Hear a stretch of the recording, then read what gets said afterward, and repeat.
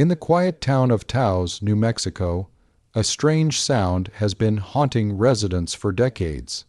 It isn't the sound of traffic, or the faint hum of machinery, or even the distant echo of nature. It is something entirely different, something untraceable, persistent, and deeply unsettling. They call it the Taos hum. For some, the noise is barely noticeable, a soft, low frequency buzz that comes and goes like an annoying background vibration. But for others, it is relentless, echoing inside their ears and disturbing their sleep, their focus, and sometimes even their sanity. What makes the hum so terrifying is not its volume, but its mystery.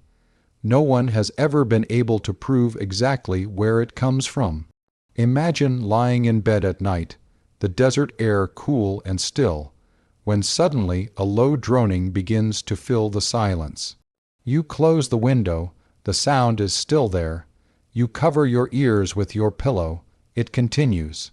It is not outside, it is not inside, it is simply there, woven into the fabric of your awareness like an invisible thread you cannot pull away. In the early 1990s, frustrated residents of Taos began reporting the sound to local authorities. Scientists were called in, and the hum became the subject of official investigations. Teams of experts arrived with sensitive microphones and sound equipment, determined to capture the elusive vibration. Yet, to their surprise, none of their devices recorded anything unusual.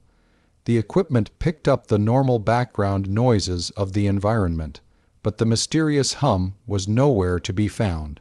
And yet, dozens of residents insisted they could hear it clearly. These were not uneducated or easily fooled people. They were teachers, artists, engineers, and doctors, individuals from every walk of life. For them, the hum was real, and it was impossible to ignore. The contradiction baffled the experts. How could so many people hear something that technology failed to detect? Some researchers suggested that the hum might be linked to an unusual sensitivity in the human ear.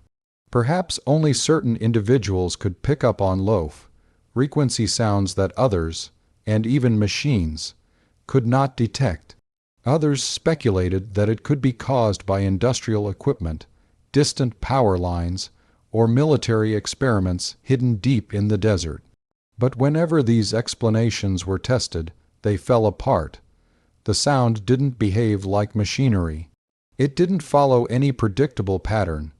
It was simply unpredictable, appearing in one house, then vanishing in another, sometimes audible in the open desert, sometimes not at all.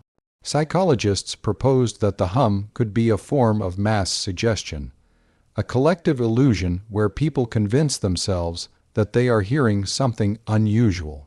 But that theory, too, seemed weak. The reports were too consistent, too persistent, and too widespread to be explained away by imagination alone. Even outside of Taos, people in countries around the world, from Canada to the United Kingdom, from Australia to New Zealand, have reported hearing a similar sound. Could so many unrelated people across the globe be sharing the same hallucination? For those who hear it, the Taos hum is not just a curiosity. It is a torment. Some residents describe feeling pressure in their skulls, as if the hum is vibrating inside their bones. Others say it triggers headaches, nausea, or an unshakable sense of unease.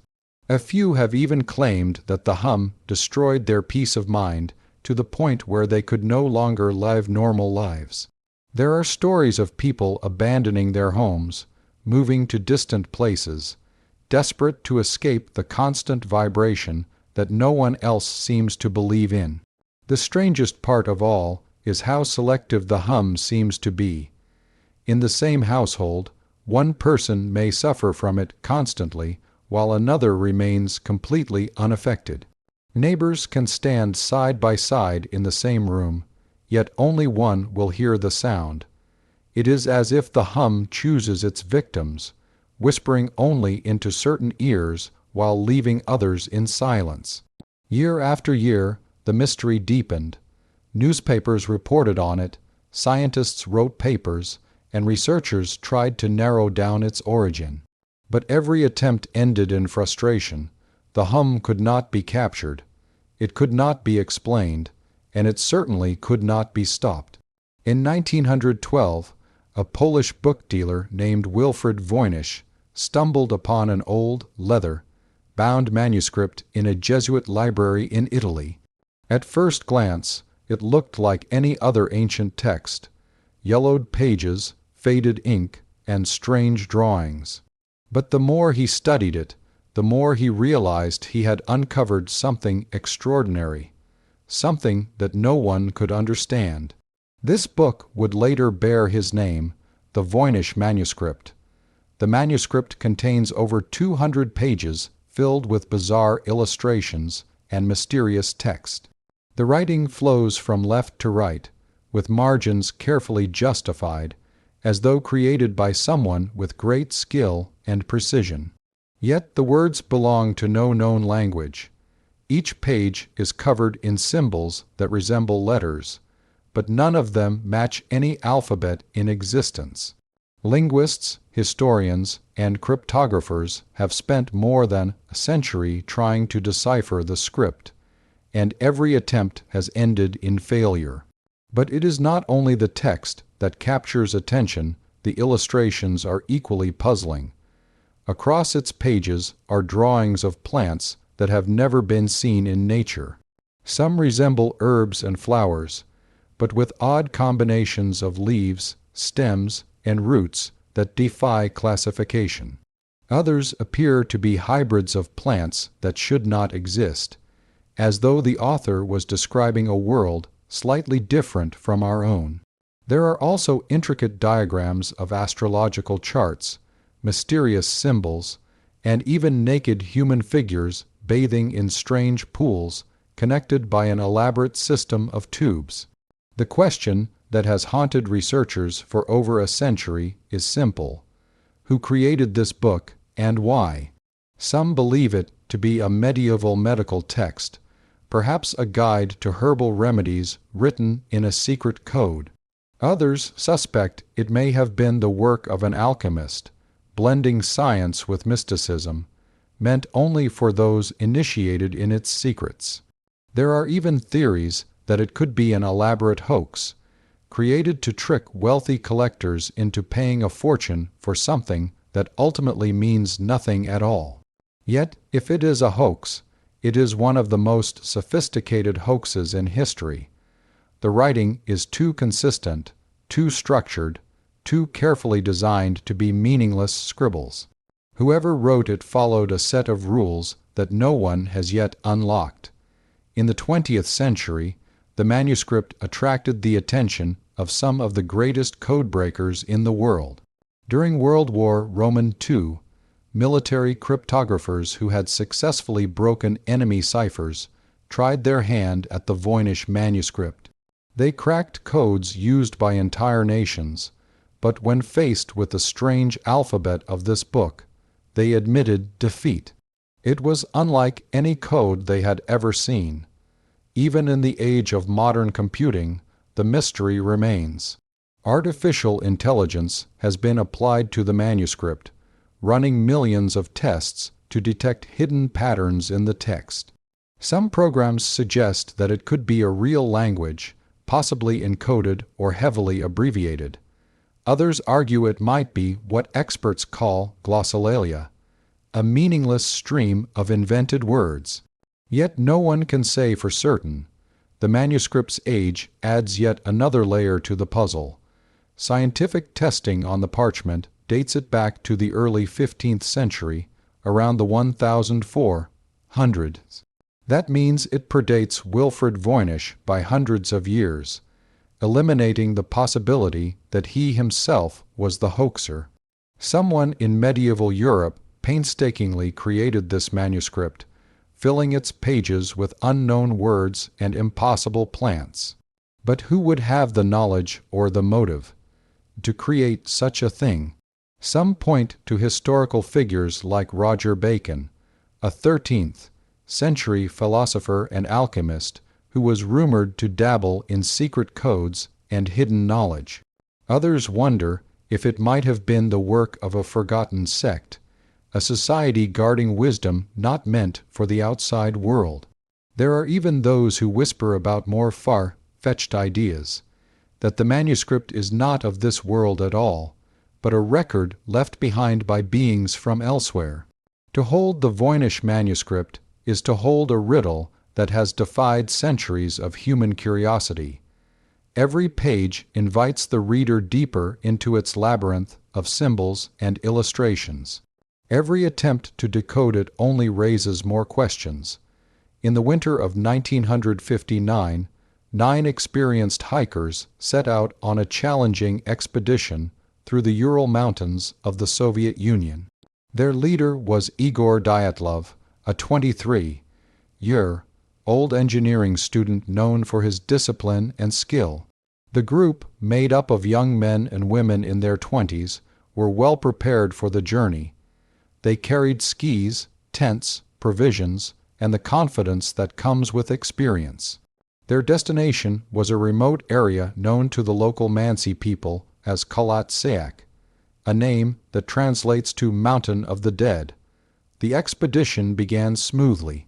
The hikers took photographs along the way, smiling, laughing, and documenting their progress. But as they pushed deeper into the frozen wilderness, the weather turned hostile. Heavy snow and fierce winds forced them to change their route. On February 1st, they pitched their tent on the exposed slope of the mountain, far from shelter, with temperatures plummeting well below freezing. That night would be the last anyone ever saw them alive. When the hikers failed to return as scheduled, search parties were dispatched. Weeks later, rescuers discovered the campsite. What they found would spark one of the most enduring mysteries of the 20th century. The tent was still there, half buried in snow, but it had been slashed open from the inside, as though the group had cut their way out in a desperate rush. Their belongings, including clothing, boots, and equipment, were left behind, untouched. It appeared as if they had fled into the blizzard with almost nothing to protect themselves. The bodies were discovered in stages. The first 2 were found at the edge of the forest, lying barefoot in the snow near the remains of a small fire. Their hands were burned, as if they had tried to grasp burning branches in a last attempt to keep warm. 3 more bodies, including Dyatlov himself, were found between the forest and the tent, frozen in positions that suggested they were trying to crawl back. But it was the final 4 bodies, discovered months later when the snow began to melt, that deepened the mystery. These hikers were found in a ravine, and their injuries defied explanation. One had a fractured skull so severe it was compared to the impact of a car crash. Another had broken ribs that seemed impossible to sustain without an external blow. One was missing her tongue, and 2 showed traces of strange radiation on their clothing. Yet there were no signs of struggle, no evidence of an attack, and no footprints belonging to outsiders. It was as if some unseen force had struck them down. Investigators at the time were baffled. Official reports described the cause of death as a compelling natural force. A vague statement that left more questions than answers. Rumors spread quickly. Some suggested the hikers had been attacked by wild animals, but no claw marks or bites were found. Others believed they had stumbled upon secret military testing, perhaps involving parachute mines or experimental weapons. There were whispers of UFO, glowing orbs in the sky, and even local legends of spirits said to haunt the mountain. The Soviet authorities closed the case quietly, leaving behind a trail of speculation that never went away. Families were left with little explanation for the horrific and unexplained deaths of their loved ones. Over the decades, researchers, journalists, and adventurers have returned to the site, trying to piece together what happened on that frozen slope. Photographs taken by the hikers themselves, found in their cameras, show ordinary moments of joy and camaraderie just hours before disaster struck, making the mystery even more haunting. Every theory brings its own contradictions. If it was an avalanche, why did the tent remain standing? If it was military testing, why was there no official record? If it was hypothermia, how do you explain the catastrophic injuries and radiation? The Dyatlov Pass incident remains frozen in time, just like the mountain where it took place. The snow still covers the site, hiding the secrets of that night, while the world continues to ask what force drove 9 young, healthy hikers to flee their shelter and meet such a terrifying fate. On the evening of March 8, 2014, Malaysia Airlines flight MH3-170 took off from Kuala Lumpur International Airport, bound for Beijing. On board were 239 people, passengers and crew, each with their own stories, their own destinations, their own expectations of an ordinary flight. The Boeing 777-200ER, one of the safest aircraft in commercial aviation, lifted into the night sky without incident. Everything seemed routine until it wasn't. Less than an hour after takeoff, as the plane crossed from Malaysian airspace into Vietnamese control, something unexpected happened. Air traffic control attempted to contact the pilots, but there was no response. The plane's transponder, which sends signals to identify the aircraft and its altitude, was switched off. On the radar screens, MH3-170 disappeared. Within minutes, confusion spread among controllers who expected the flight to continue its scheduled path. But instead, the aircraft made a sharp, deliberate turn back across the Malay Peninsula, moving in the opposite direction of its planned route.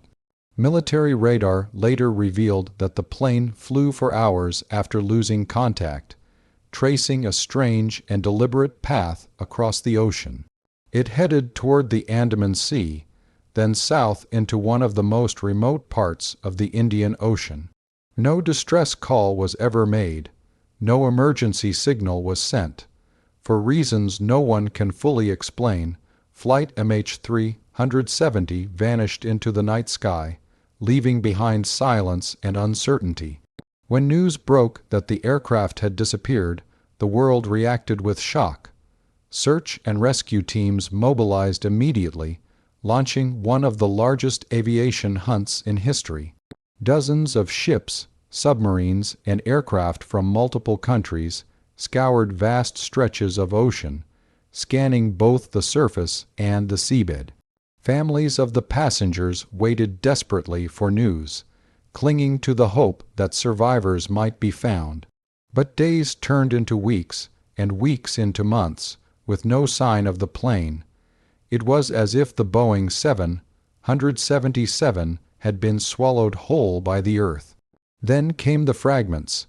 In 2015, more than a year after the disappearance, a piece of wreckage washed ashore on Reunion Island, thousands of miles from where the plane was last tracked. Over the next few years, additional debris was discovered on the coastlines of Madagascar, Mozambique, and Tanzania. These fragments were confirmed to belong to MH3-170, yet they raised more questions than they answered. How could such a large aircraft, tracked by satellites and radar, vanish so completely, leaving behind only scattered remains? The mystery invited speculation from every corner of the globe. Some experts suggested mechanical failure, but critics argued that a modern aircraft would have still sent distress signals. Others believed there had been a sudden decompression or onboard fire, though that could not explain the strange flight path traced by military radar. There were theories of hijacking, with claims that someone in the cockpit may have deliberately steered the plane into the ocean. There were even whispers of darker possibilities, cover-ups, secret operations, or scenarios too unsettling to accept. The satellite data provided by Inmarsat showed something unusual. The plane had continued to send hourly handshakes to the satellite system, confirming it was still airborne long after losing contact. Analysts used this data to estimate its final location somewhere in the southern Indian Ocean, in one of the most remote and inhospitable regions on Earth. It is a place so vast, so deep, that even advanced technology struggles to explore it fully. Despite years of underwater searches covering thousands of square miles, the main wreckage has never been found. For the families of those on board, the disappearance was more than a mystery. It was a wound that never healed. Loved ones waited in airports, clung to unanswered phone calls, and held onto the faint hope that perhaps their relatives had somehow survived. Vigils were held across countries, photographs of the missing were placed in memorials, and governments faced growing criticism for their inability to provide closure. The disappearance of MH370 remains one of the greatest puzzles in aviation history. A plane full of people, flying under modern systems of surveillance, simply vanished into the night, leaving behind fragments of wreckage and a trail of unanswered questions. On the evening of August 15, 1977, at Ohio State University, a massive radio telescope known as the Big Ear was quietly scanning the skies. It was part of a project dedicated to SETI, the search for extraterrestrial intelligence. For years, scientists had been listening to the endless hum of space, sifting through static and signals that meant little, hoping to catch even the faintest whisper of something unusual. That night, one of those whispers would arrive, and it would puzzle the world for decades to come. The signal lasted for exactly 72 seconds, the maximum window the Big Ear could record as the Earth rotated. It was strong, clear, and unlike anything the telescope had picked up before. It appeared to come from the constellation Sagittarius, a region of the sky near a star system that could potentially host planets. In the world of radio astronomy, it was the kind of detection scientists dream of, a signal that looked deliberate, not random. When astronomer Jerry Amon reviewed the data a few days later, he noticed the anomaly immediately. On the printout, a series of numbers and letters indicated the strength of the signal. Where most detections produced low readings, this one was off the charts, 6 equage 5. Amon was so struck by what he saw that he grabbed a red pen, circled the data, and scribbled a single word in the margin. Wow! That handwritten note would give the signal its now famous name. What made the wow signal so extraordinary was its clarity. It wasn't the kind of noise produced by human technology, nor the random bursts of energy common in deep space. It had the characteristics of a narrowband radio transmission, the kind of signal that could, in theory, be generated intentionally by an intelligent source. For 72 seconds, the Big Ear had heard something that defied easy explanation. And then, just as suddenly as it appeared, it was gone. In the days and months that followed, astronomers scrambled to replicate the detection. The Big Ear and other telescopes were directed back toward the same patch of sky, listening for the same frequency, hoping for a repeat. But the signal never returned. Hundreds of hours of observation yielded nothing. It was as if the universe had spoken once, in a voice clear and deliberate, and then fallen silent. Theories began to emerge. Some scientists argued that it must have been a natural cosmic event, perhaps a rare alignment of celestial bodies, or radiation bouncing in a way that created an unusual pattern. Others pointed out that no known natural phenomenon could produce such a narrowband signal at that frequency. Skeptics suggested it might have been interference from Earth, perhaps a military transmission or a passing satellite. Yet, even after years of investigation, no conclusive earthly explanation was found. The mystery deepened when researchers analyzed the exact frequency of the signal, 1,420 MHz. This happens to be the natural emission frequency of hydrogen, the most abundant element in the universe. For decades, SETI scientists had speculated that if extraterrestrials ever tried to communicate, they might use hydrogen's frequency as a universal channel, a frequency that any intelligent civilization would recognize. The fact that the WOW signal appeared at precisely that frequency only fueled speculation that it could have been a deliberate message. The implications were staggering. If the signal truly came from an intelligent source, it meant that humanity had, for the briefest of moments, overheard a transmission from beyond Earth. A cosmic hello captured in 72 seconds of data. But without repetition, without confirmation, it remained nothing more than a tantalizing possibility. Over the years, attempts to revisit the WOW signal's origin have continued. Modern telescopes with far more advanced technology have scanned the same region of Sagittarius countless times. They have searched across broader frequencies, longer durations, and with more sensitivity than the big ear could ever provide. And yet, no second signal has been detected.